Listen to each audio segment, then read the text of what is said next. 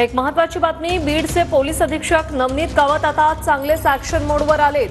गुन्हेगारी पार्श्वभूमी असलेल्या 80 जणांची चौकशी झालेली आहे। अधीक्षकांनी 80 जणांना अधीक्षक कार्यालयात बोलावून चांगलीच तंबी दिली आहे।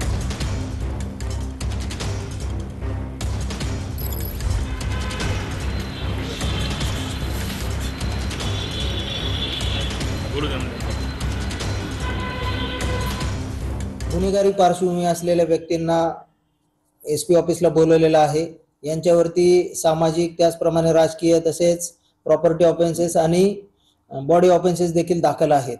यांना आपण अशा पद्धतीने समज दिली की तुमची जी काही पार्श्वभूमी आहे किंवा तुमचे जे गुन्हे आहेत त्याच्यानुसार तुमच्यावरती गंभीर अशी प्रतिबंधात्मक कारवाई करण्यात येईल। यामध्ये हद्दपारी सारख्या कारवाया असतील, एमपीडी असेल, मकोका सारख्या गंभीर कारवाया असतील, या तुमच्या विरोधात केल्या जाणार आहेत।